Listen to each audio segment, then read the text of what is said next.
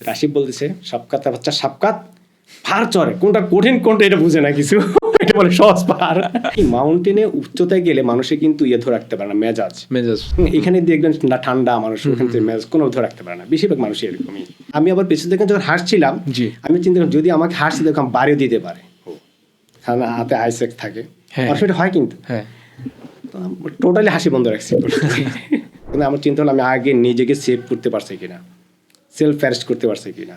যখন আমি সেফ তখন হ্যাঁ আমি ঠিক আছে, মৃত্যুর একটা কাছ থেকে ফিরে আসছি আমি। বন্ধুরা সবাইকে স্বাগত জানাচ্ছি বিআরএস টাইমসের ভ্রমণ বিষয়ক আয়োজন ট্রাভেল টেলস পডকাস্টে। আপনাদের সঙ্গে রয়েছি আমি মাশরাফুল হাসান টনি এবং আমার সঙ্গে রয়েছে প্রিয় কাজী বিপ্লব ভাই। ভাই কেমন আছেন? হ্যাঁ ভালো আছি টনি। কেমন চলছে সব কিছু? চলছে, সেই যে সকালে উঠে সেই শুরু করি এক্সারসাইজ দিয়ে, তারপর চলতে সারাদিন সুস্থভাবেই।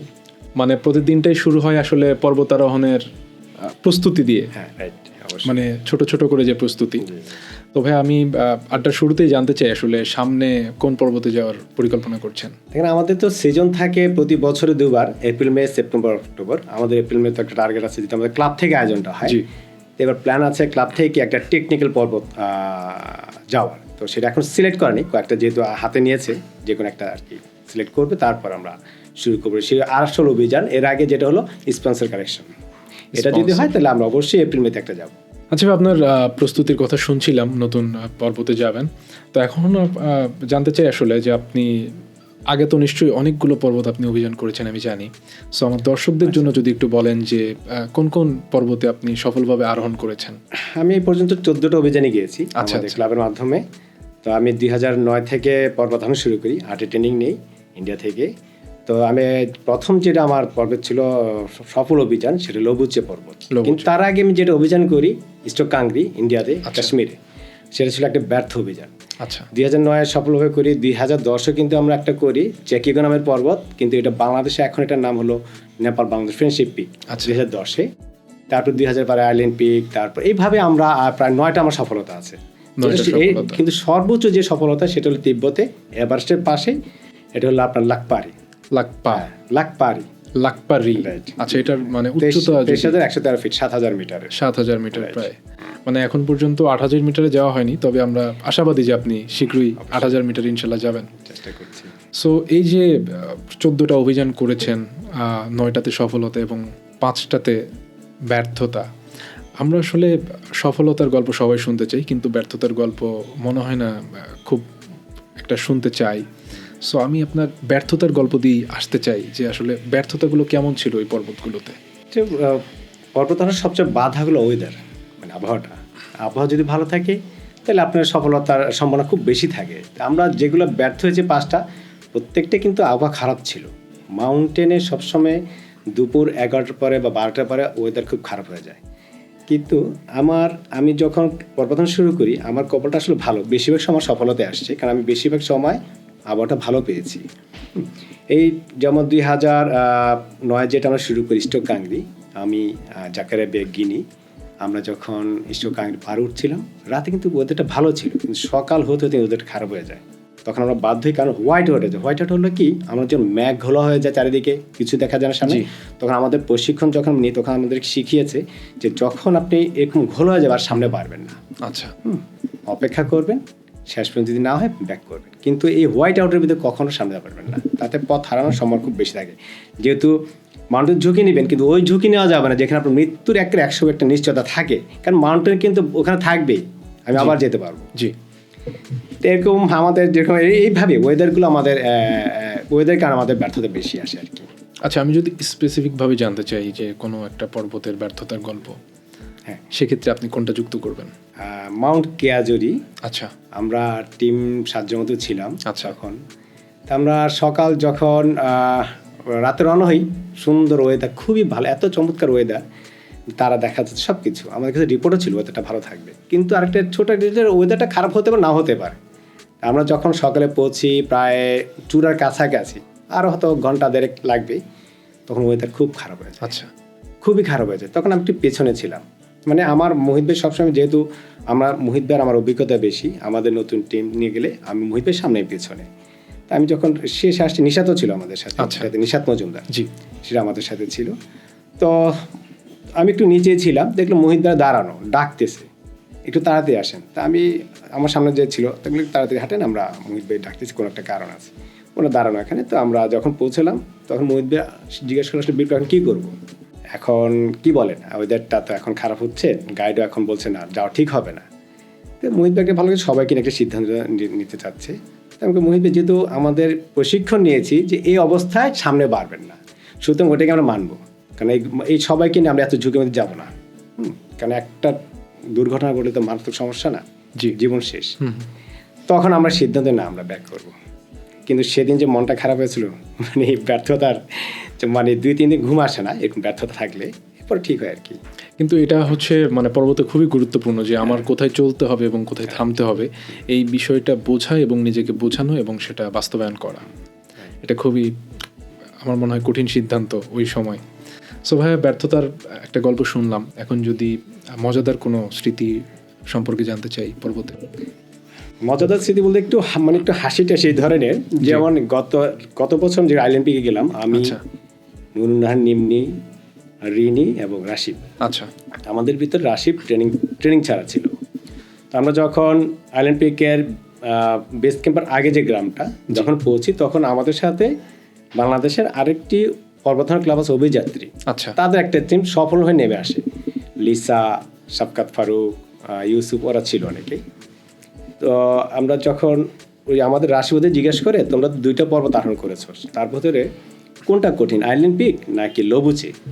তো শাফকাত ফারুক যে সে বললো, সে পেশা ডাক্তার, বললো যে আসলে আমার কাছে আইল্যান্ড পিকটা সহজ মনে হচ্ছে, লবুচাটা কঠিন হয়েছে, আমরা কিন্তু আইল্যান্ড পিকে যাচ্ছি। আচ্ছা, তো ওরা চলে গেল, আমরা পরের দিন রাতে রওনা হব। রাতে রওনা হয়ে গেলাম, উপরে যাচ্ছি, সকাল সকাল অবস্থা, ও তো ট্রেনিং নেই, জাস্ট একটু ট্রেকিং করছে, এই করছে। তো উঠতে স্যার বলতেছে আমি তো নিচে, সামনে নুরনা, নিমনি, আর এরপর রিনি, এরপর রাশিদ, আমি প্রত্যেক সেক্টরের গাইড। রাশিদ বলতেছে, শাফকাত বাচ্চা শাফকাত, পাহাড় চড়ে, কোনটা কঠিন কোনটা এটা বুঝে না কিছু, এটা বলে সহজ পাহাড়, এটা বলে সহজ পাহাড়, কি রাগারাগি। মানে কি, মাউন্টেনে উচ্চতায় গেলে মানুষে কিন্তু ধরে রাখতে পারে না, মেজাজ। এখানে দেখবেন ঠান্ডা, মানুষ ওখান থেকে মেজাজ কোনো ধরে রাখতে পারে না, বেশিরভাগ মানুষ এরকমই। মাউন্টেনে আমি অনেকবার গেলাম, তো অনেকে দেখেছি আমাদের ভিতরেও, যেহেতু আমরা একটা ঘাটতি থাকে, আমরা ধরে রাখতে পারি না। তো ওইটাতে ওই ধরনের এটা একটা হাসির ঘটনা ছিল। ওই সময় কি আবার কি ধরেন, আমি আবার পেছন থেকে যখন হাসছিলাম, আমি চিন্তা করলাম যদি আমাকে হাসতে দেখলাম বাড়িও দিতে পারে, হাতে আইসেক থাকে, সেটা হয় কিন্তু টোটালি হাসি বন্ধ রাখছি। মানে সেখানে একটা দুর্ঘটনা ঘটে যেতে পারে অ্যাক্সিডেন্টালি। মাউন্টে ওই ধরনের হাসিটাও, কারণ প্রত্যেক মানুষের টেনশনে থাকে, আমরা যখন উঠি যে কখন সফল হবে, কখন শেষ হবে, খালি টেনশনই থাকি, ওয়েদারটা কখন ভালো থাকবে, মানে একটা সবসময় মাথায় একটা চাপ থাকে, চিন্তা থাকে, চাপ থাকে। সো কোনো দুর্ঘটনা কি ঘটেছে কখনো? দুর্ঘটনা ঘটার আগে আমি একটু টাচ দিই। 2010-এ আচ্ছা, আমাদের বাংলাদেশ নামে কিন্তু নেপাল একটা পর্বত আছে, যেটা নাম নেপাল বাংলাদেশ ফ্রেন্ডশিপ। হয়তো বাংলাদেশে অনেকে এখনো জানে না বা এরকম।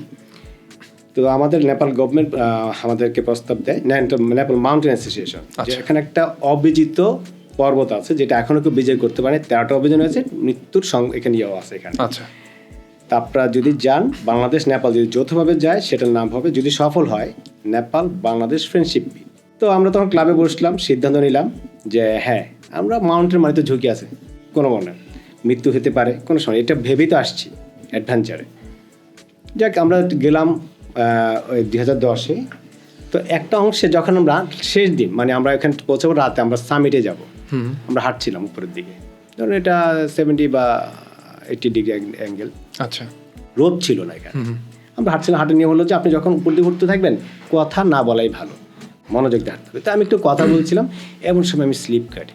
আচ্ছা, আর এটা ঘটনাটা আপনি যদি পর্বতারোহণের উপরে একটা মুভি আছে, ভার্টিক্যাল ড্রিমার্স, আচ্ছা, এই মুভিটা যদি দেখেন তাহলে সেটার সাথে মিল আছে সম্পূর্ণ আমার এই পড়ে যাওয়াটা। আমি যখন পড়ছিলাম নিচের দিকে, এরকম ঘুরে ঘুরে আমার হাতে একটা আইসেক্স, যেটা আমরা বরফে মেরে আটকাই, অনেকটা হাতুড়ের মতো বা এরকম আর কি, অনেকক্ষণ চেষ্টা করছিলাম মেরে মেরে আটকানো যায়, যখন পড়ছিলাম নিচের দিকে। হ্যাঁ, আর এটা কিন্তু তখন লাগছিল না, কারণটা কি, স্নো পাউডার, যদি হার্ড আইস হয় তাহলে সেটা কিন্তু লেগে যাবে, কারণ এটা দাঁত অনেকটা সামনে। তা আমি পড়ে যাচ্ছিলাম ধরেন একটা শেষ মুহূর্তে যে আমি যদি নাটকাতে পারি নিজেকে, আমি কিন্তু কয়েক হাজার ফিট নিচে পড়বো। আচ্ছা, আমি শেষ, মানে ওইখান থেকে ব্যাপারটা একদমই 90 ডিগ্রি খাড়া।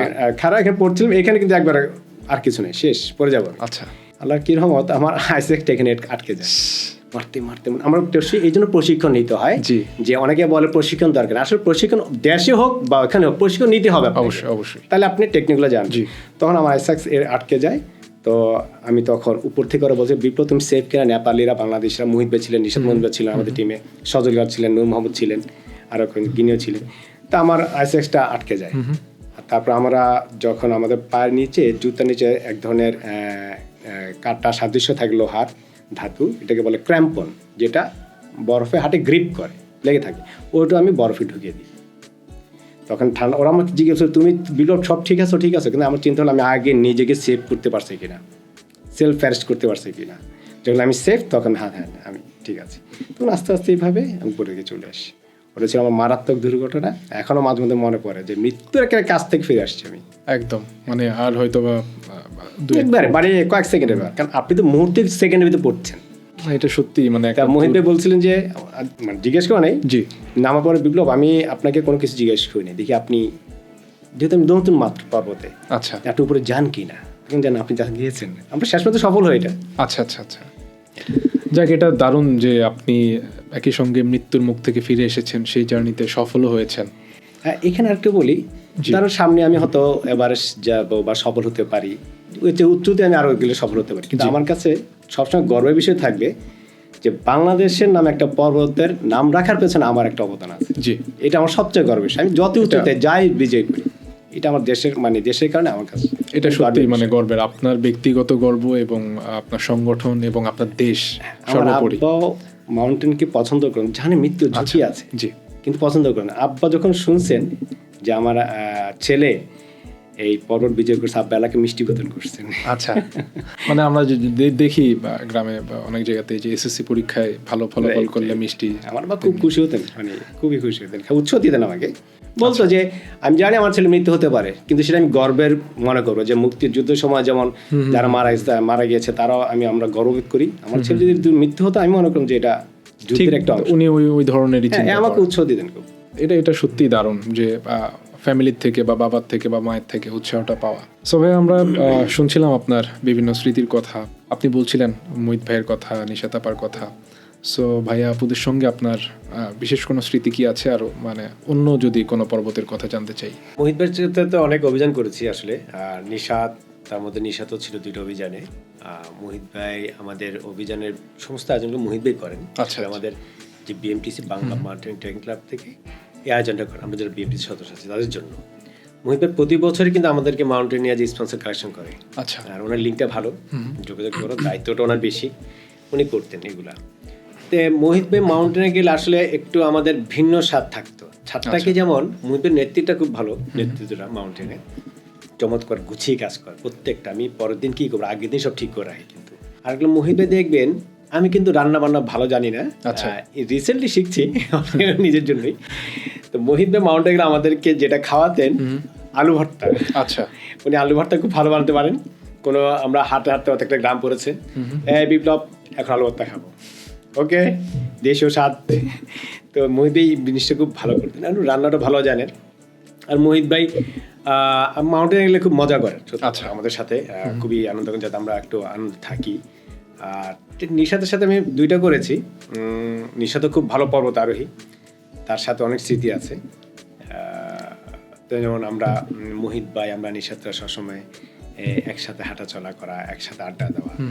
বিকাল হলে মাউন্টেনে যেমন আপনার সময় কাটানো একটা কঠিন কাজ, কিন্তু আচ্ছা, বিশেষ করে দেখবেন এমন জায়গায় গেছেন কেউ নাই আপনারা, আচ্ছা, সেখানে যদি নিশাত আর মোহিত ভাই থাকে, দেখবেন যে সময় কাটাতে কোনো সমস্যা না, কথা বলা, বিশেষ করে মোহিত ভাই তো সাংঘাতিক হাসাতে পারে ওই জায়গাগুলোতে। তো দেখা গেছে যে আমাদের এই সময়গুলো খুব ভালো যায়, কিন্তু আচ্ছা, যে একাকিত্ব লাগে না, বোরিং লাগে না, মানে নিজেরা এনজয় করে, মনে হয় যে না এই গল্প করার জন্য মাউন্টেন আসবে, কারণ তখন তো কেউ নাই, আমাদের তো সময় কাটাতে হবে, আমরা এই গল্প করে কাটাই। প্রচুর হাসি ঠাট্টা চলে, অতীতের কত ঘটনা, গোপন কথা চলে আসে, যেটা আমরা এই মুহূর্তে জানি না, শহরে জানতাম না, কিন্তু ওই মাউন্টেন সব চলে আসে, আপনার অতীত চলে আসে, যত গোপন কথা। এটা হলো মাউন্টেনে, এটা সত্যি সত্যি খুবই দারুণ। এখন যদি ভাই একটু জানতে চাই, সেটা হচ্ছে পর্বতারোহণের জন্য তো নিশ্চয়ই নিজেকে ফিট রাখতে হয়, এক হচ্ছে মানসিকভাবে এবং শারীরিকভাবে। সো যদি শারীরিকভাবে ফিট রাখার কথায় আসি, কিভাবে আসলে ফিট রাখতে পারে একজন পর্বতারোহী নিজেকে? শুধু পর্বতারোহণ, প্রত্যেকটা খেলাধুলার জন্য ফিট অবশ্যই জরুরি। জি। সেটা ফুটবল হোক, ক্রিকেট হোক, ব্যাডমিন্টন হোক, যে কোনো খেলারই, সাঁতার হোক। তা এই আপনি যদি মাউন্টেনে যাবেন, যদি ফিট ঠিক না রাখেন, এই যে উচ্চতা উঠবেন, অবশ্যই আপনি অসুস্থ হতে বাধ্য, আপনার দুর্ঘটনার শিকার হতে বাধ্য, আপনি যে কোনো সমস্যা পড়তে পারেন। যেমন আমার কথা যদি বলি, আমি সেই ছোটবেলা থেকে খেলাধুলা করতাম, বিশেষ করে ফুটবলটা খেলতাম বেশি। আর একটা ঝোঁক ছিল ভোরে ওঠা আমার, যে আমি সকালে শরীর ঠিক রাখার জন্য এক্সারসাইজ করব। সেটা শিখেছি অবশ্য আমার বড় ভাই থেকে, কারণ আমার বড় ভাই একসময় ফিলিস্তিন যুদ্ধ কিন্তু গিয়েছেন। বড় ভাই খুব অ্যাডভেঞ্চার পছন্দ করতেন, তো আমিও ফিটনেস ভার থেকে প্র্যাকটিস বা বড় ভাইয়ের সাথে প্র্যাকটিস করতাম। এইভাবে প্রতিনিয়ত আমি ফিটনেসে ছিলাম। আর যখন আমি মাউন্টেনে আসি, তখন এর প্রতি আরও আমার আগ্রহ বেড়ে যায়। আমি কিন্তু বৃষ্টি হোক, ঝড় হোক, তুফান হোক, আমি সকালে ভোরে উঠে এক্সারসাইজ জন্য চলে যাই। আচ্ছা। বিশেষ করে আমরা সবাই এখন রমনা পার্কে করি, 2007 থেকে আমি রমনা পার্কে জড়িত হই। প্রতিদিন এক্সারসাইজ করি, এটা কোনোভাবে বাদ যায় না। শুধু না, আমাদের ক্লাবে বলেন, অন্য ক্লাবে যারা আছে তারাও কিন্তু সবাই কোনো না কোনো এক্সারসাইজ অ্যাক্টিভিটিসে থাকেই। কারণ আমরা মাউন্টেনে যেতে হলে ফিটনেস 100% দরকার। এটা কোনো ভুল নেই, কারণ ওই উচ্চতায় অক্সিজেন কম, প্রচুর শীত, প্রচণ্ড খাওয়াটা কম হয়, ক্ষুধাটা বেশি লাগে। এই যে এসব সহ্য করার জন্য আপনাকে বিভিন্ন প্রশিক্ষণ নিতে হয়। আমরা কিন্তু সেটা নিয়েছি। আর এই প্রশিক্ষণ আবার মাউন্টেনে যে উঠবেন, সেটার প্রশিক্ষণ নিতে হয় আবার ইন্ডিয়াতে গিয়ে। আচ্ছা। যেহেতু আমাদের কাছে ইন্ডিয়াতে প্রায় 6-7টি প্রতিষ্ঠান আছে, জি। যেটা আমি ট্রেনিং করেছি দার্জিলিংয়ে, আচ্ছা। যেটা আমাদের সবথেকে কাছে, HMI-তে। তো এই অবশ্যই ফিটনেস আমাকে তৈরি রাখতে হবে। আর সেটা টনি, আপনি কিছু শাকিল সাথে হেঁটেছেন, আপনার ফিটনেস অবশ্যই ঠিক রাখতে হয়েছে। আপনি যে শাকিল বাংলাদেশ পারে যে এভারেস্টে যাওয়ার জন্য হেঁটে যে এভারেস্ট গেলে, সে বাংলাদেশ পারে প্রতিটি দিন আপনি শাকিল সাথে ছিলেন। হ্যাঁ, আমি অবশ্যই ফিটনেস ওটা আমার আরও ভালো ধারণা আপনার। না, সেটা ঠিক। তবে সাদা পাহাড় যদি আমি বলি, সেটার অভিজ্ঞতা আমার নেই। সো ওইটার যদি ফিটনেসের আসলে কথা বলি, সো আপনি যেভাবে নিজেকে প্রস্তুত করেন, বা আমরা যখন আড্ডা শুরু করলাম তখনই আপনি বলছিলেন যে আপনার রুটিনের কথা, বা আপনি ওইটা আপনার থাকেই, মানে সকালের যে সকালে একটা, যেমন দুপুরে একটা, রাতে একটা, যেমন আপনার মেডিটেশন আছে, যোগা আছে, ফ্রি হ্যান্ড এক্সারসাইজ, তারপর দৌড়। কেউ যদি সাঁতার করতে চায়, সাঁতারও ভালো। যেমন বাংলাদেশ পৃথিবীর নাম করা পর্বতারোহণ, কিন্তু ওরা সাঁতারও করছে, কারণ সাঁতার একটা এক্সারসাইজ। হ্যাঁ, এই ধরনের অবশ্যই এগুলোতে আপনার থাকলে কি আপনি ধরেন ফিটনেস মোডে ঠিক একটা মাউন্টেন যেতে পারেন কোনো, কিন্তু যদি ভালো পর্বতারোহী হতে চান, বাংলাদেশে কিন্তু এখন অনেক আছে ভালো ভালো পর্বতারোহী, এরকম এরা কিন্তু ভালো করছে, প্রতিনিয়ত ফিটনেস আছে তারা, বা অ্যাক্লামারেজ আছে, প্রতিনিয়ত নেপাল যাচ্ছে তারা। একটু অ্যাক্লামারেজ কিন্তু আপনার থাকতে হবে, শুধু ফিটনেস না, প্রতি বছর আপনাকে মাউন্টেন যেতেই হবে, মানে উচ্চতার সাথে খাপ খাওয়ানোর জন্য। এটা কিন্তু বাদ দেওয়া যাবে না, তাহলে কিন্তু আবার শরীরটা আস্তেই হয়ে যাবে, ওই অ্যাক্লামারেজ থেকে আস্তে আস্তে সরে যাবে সবকিছু। যেহেতু আমরা সাধারণত সমতলে থাকি, বা উচ্চতার দিক থেকে যদি চিন্তা করি, অনেক নিচে থাকি, সো ওইটা আমাদের জন্য টাফ, হুট করে গিয়ে উচ্চতায় ওঠা। আপনি যেহেতু অনেক আগে থেকেই পর্বতারোহণ করছেন, সো আপনার স্বপ্নটাও তো নিশ্চয়ই তার আগে থেকেই দেখা, মানে পর্বতারোহণ যখন শুরু করলেন, সো ওই স্বপ্নটা আপনি কখন থেকে দেখছেন, এবং আপনার কেন মনে হয়েছিল যে আপনি পর্বতারোহণ করতে চান, বা আপনার করা উচিত, এই বিষয়ে যদি একটু বলেন। আমি ছোটবেলা থেকে একটু এই ধরনের পছন্দ করতাম, অ্যাডভেঞ্চারগুলোতে, যেমন উঁচুতে একটু উঠা, একটু বিভিন্ন মুভি দেখা, এই পাহাড় নিয়ে, পর্বত নিয়ে। তাই আমি বন্ধুদের বলতাম, একদিন হলো আমি উঁচু এই পর্বত আরোহণ একদিন যাবো। তো সেটা শুরু হয় আমার 2008 থেকে। আচ্ছা। কিন্তু আমি ক্লাবের অংশগ্রহণ করি 2006 থেকে, ইনাভার মাধ্যমে পরিচয় যাই। এরপর আমার আগ্রহ বেড়ে যায় এই পর্বতের প্রতি। কিন্তু তার আগে হলো, যেটা আমার গ্রামের বাড়ির সন্দ্বীপ। আচ্ছা। আর সন্দ্বীপ আমরা যেতাম সীতাকুণ্ড হয়ে, আর সীতাকুণ্ডতে পাহাড় আছে চন্দ্রনাথ। আব্বাকে বলতাম, তখন আমি এটাই পড়ি, ওই পাহাড় আমার খুব যাওয়ার ইচ্ছা, উপরে কি আছে দেখার ইচ্ছা, ওই পাশে কি আছে দেখার ইচ্ছা, বা পাহাড় থেকে আসলে দেখতে কেমন লাগে, রাইট, বাকি জায়গাটা মনে হয় যে ওই পাহাড়ের পাশে অন্য কিছু আছে, মনে হতো আমার কাছে সত্যি যে ওই পাহাড় নিশ্চয় অন্য কিছু আছে। তা আব্বা আমাকে না, এখন না, এবছর না, সামনের বছর, তখন এটি পড়ি, সামনের বছর, তখন আব্বা সন্দ্বীপ যাওয়ার আগে আমাকে চন্দ্রনাথে নিয়ে যান। আচ্ছা। এরপর আমার আগ্রহটা আরো বেড়ে যায়, মানে বাবার হাত ধরে প্রথম পাহাড়ে যাওয়া। রাইট, প্রথম পাহাড় চন্দ্রনাথে। আচ্ছা। এই প্রথম আর যাওয়া, কিন্তু ছোটবেলা তো এখন বের হতে দেয় না বাসায়, যে একা কেউ কাটেন যাবো, এই যাবো, মাত্র এটি পড়ি। কিন্তু আমি যখন SSC কমপ্লিট করলাম, না সরি HSC পরে, কারণ এসএসসিও তখন একটা বেশি দূরে যেতে দেয় না। এইচএসসির পরে কেওক্রাডাং গেলাম। আচ্ছা, এই আমার বান্দরবানে যাওয়া কেওক্রাডাং বন্ধুদের নিয়ে, আমার যে ছোটবেলা থেকে যে বন্ধুরা একসাথে বড় হয়েছে ওরা সবাই তখন কেওক্রাডাং যাই। এরপর থেকে আগ্রহ বেড়ে যায় এবং আমাকে আস্তে আস্তে আমি যে এই পথটা কি মানে এই পথটা কীভাবে যাওয়া যায়, এই পর্বত আরোহণে আসলে মানুষ যেটা খোঁজে ধীরে ধীরে পায় সে। যখন খোঁজে আমি খুঁজতে থাকি কীভাবে বাংলাদেশ থেকে কোথায় কীভাবে যায়। তখন আমি একটা পত্রিকা, ওই সময় কোন একটা পত্রিকায় এনাম ভাই লেখা পড়ে এভারেস্ট নিয়ে, যে তখন এনাম ভাই খুঁজতে থাকি। এই এনাম ভাই খুঁজতে বিশাল স্টোরি, এটা আজকে মানে করা যাবে না, সময় কম। এটাও বিশাল স্টোরি। এই 3 মাস শুধু লেগেছে এনাম ভাই খুঁজতে আমার, অনেক স্টোরি। এটা ক্লাবের সবাই মানে এটা শুনে অবাক। যাক, সেটা আরেক ঘটনা। তারপরে এনাম ভাইকে শেষ পর্যন্ত পাই আমি সেই নিঝুম দ্বীপ। আচ্ছা, বাংলাদেশে একটা প্রোগ্রাম একদমই নিচের দিকে হ্যাঁ, নিঝুম দ্বীপ। আমরা একসাথে যাই নাম্বার সাথে লঞ্চে উঠে, তখন আমার সাথে পরিচয়। নাম্বার সাথে বলি, না ভাই এরকম ঘটনা, আমি তো কেওক্রাডাং গিয়েছি, তা আমার ইচ্ছা পর্ব ধারণ করতে, আমাদের ক্লাবে চলে আসেন। গেলাম, তখন যে বাংলাদেশে যে ক্লাব আছে আমার জানা ছিল না। আচ্ছা, গিয়ে দেখি তখন তো এভারেস্ট মানে মাত্র ট্রেকিং শুরু, মাত্র অভিযান করছে তারা, কিন্তু হিংসা হতো। আচ্ছা, আমি কবে যাব, এরা যাচ্ছে আমি যেতে পারছি না কেন। যাক, আমার যেহেতু ফিটনেস ভালো, ছোটবেলা থেকে কন্টিনিউ করতাম ফিটনেসে। রমনা পার্কে যখন ওনাদের সাথে এক্সারসাইজ শুরু করি, তখন আমাকে যে সজল খালেদ যে মারা যান 2013-তে এভারেস্ট থেকে নামার সময়, না শুনতে পারেননি, তো সজল ভাই তখন ট্রেনিং করান রমনা পার্কে। তো আমার ফিটনেস দেখে আমাকে দ্রুত, আমি কি ট্রেনিং করতে চান ইন্ডিয়াতে? আমি কি যে অবশ্যই, তাহলে করে আসতে পারেন। বাস চলে গেলাম। আসার পরে এবার মুহিতবার সাথে যাওয়া আর কি, মুহিতবার নেতৃত্বে প্রতিটা মাউন্টেনে যাওয়া। দিন দিন উৎসব বেড়ে গেছে। সেই 2020 থেকে তো আমার এভারেস্ট যাওয়ার প্রস্তুতি চলছিল, তখন করোনা চলে আসলো। 2023 একটা প্রস্তুতি, বিভিন্ন অর্থনৈতিক সমস্যা তৈরি হয়ে গেল। এখন আশা আছে আরও উঁচুতে যাওয়ার আর কি। ইনশাল্লাহ আশা করি সেটা অবশ্যই একদিন না একদিন সফল হবেন। সো এই যে বলছিলেন আরও উঁচুতে যাওয়ার আশা আছে বা ইচ্ছে আছে, দীর্ঘ প্রায় 18 বছর ধরে আপনি পর্বতারোহণের সঙ্গে যুক্ত। সো এই উচ্চতার কথা যদি বলি, আসলে আপনার আলটিমেট কতটা উচ্চতায় যাওয়ার ইচ্ছা, নিজেকে আসলে কোথায় দেখতে চান? আমার তো আশা আকাশের উপরে, যদি উচ্চতে থাকতো এরকম যে এই পাহাড় বা আকাশে যাওয়া যায়, সেখানে যেতাম সত্যি। আচ্ছা, কিন্তু যেটা সবচেয়ে বড় বাধা হলো যে অর্থনৈতিক। এটার জন্য, কারণ মাউন্টেন হলো ব্যয়বহুল, অভিযানটা হয় ব্যয়বহুল। সুতরাং এই এই বড় ধরনের অ্যামাউন্ট আসলে কেউ বহন করতে চায় না।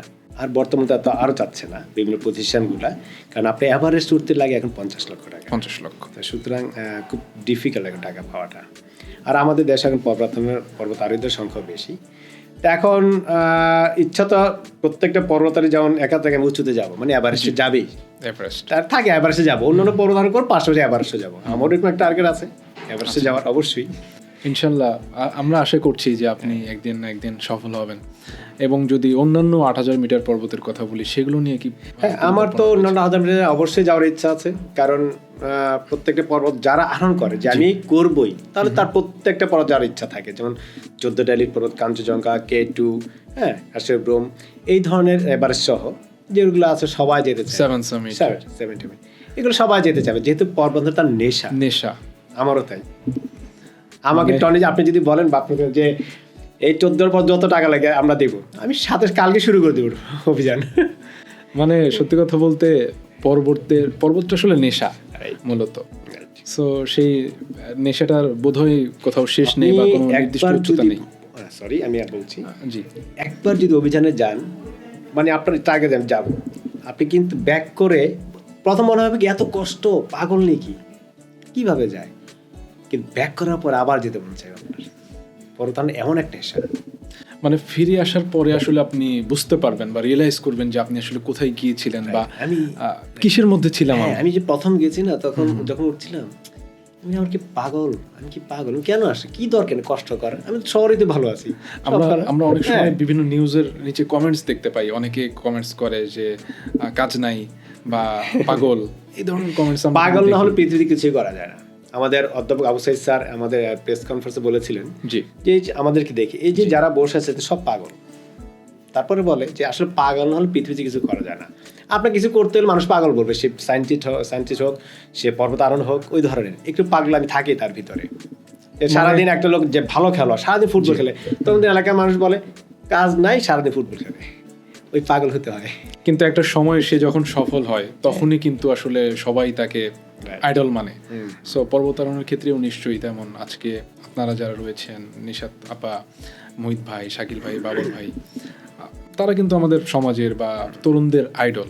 আমি যদি এবার আসি, এই যে অর্থনৈতিক কথা বলছিলাম, সেখানে আরেকটু জানতে চাই আসলে যে পর্বতারোহীদের যে উন্নয়নের কথা যদি বলি বা এক্সপেডিশনের কথা যদি বলি, আলটিমেট আসলে আর কি কি বাধা রয়েছে বলে আপনার মনে হয়?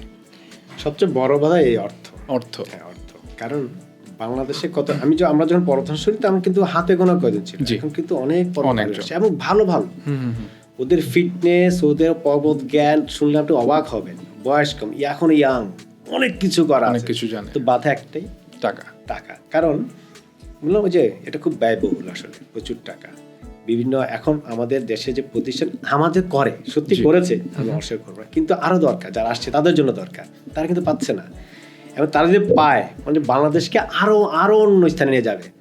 এখন কিন্তু বিভিন্ন রকম আমাদের, যেমন বাবর অক্সিজেন ছাড়া করেছে, এটা কিন্তু আমাদের বিশাল পাওনা, বিশাল, হ্যাঁ, তাই না?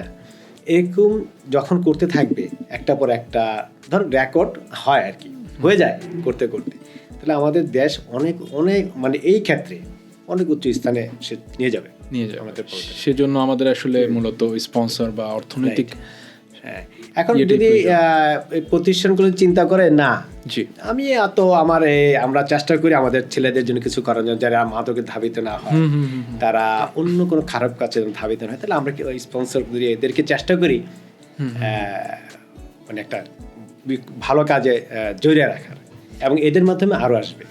মানে কোম্পানিগুলো তো বিভিন্ন সেক্টরে ইনভেস্ট করে, বিভিন্ন ইভেন্টে করে। সো সেই জায়গা থেকে আসলে পজিটিভ একটা বিষয় হচ্ছে পর্বতারোহণ বা একটি স্পোর্টস, সেখানেও আসলে করতে পারে না। আমি বললাম করে, অবশ্যই করা যাবে না, কিন্তু এটা আরো প্রসারিত হবে, আরো প্রসারিত হওয়া, আরো প্রসারিত।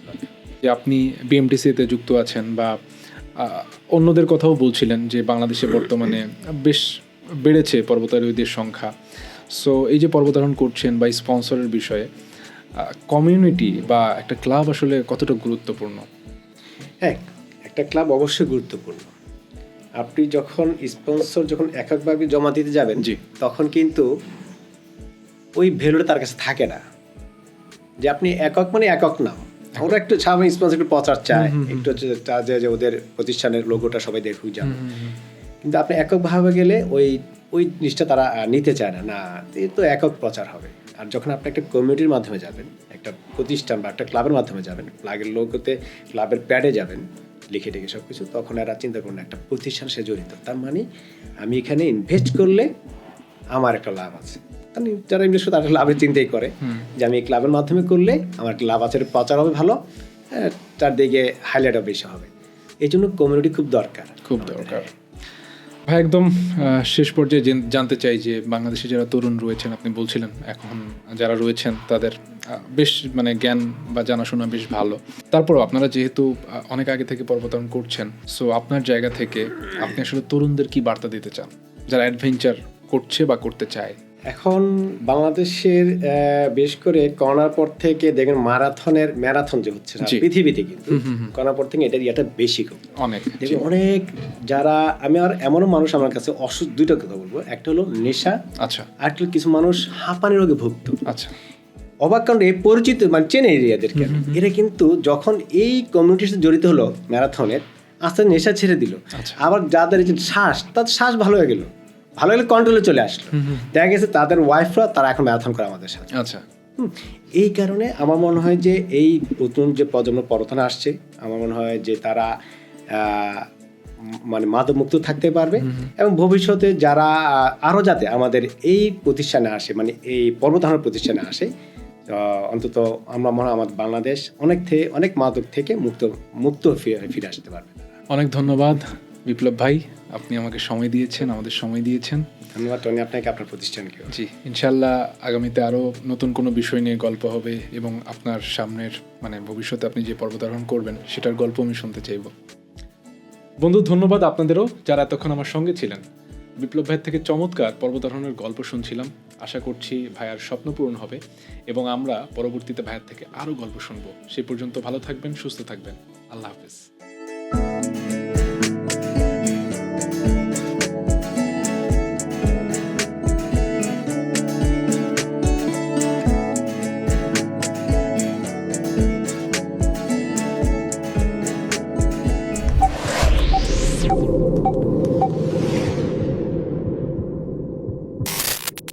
Experience next-level illumination with Ray OmniTech's 40-watt tube light. Brighter, better, built to last.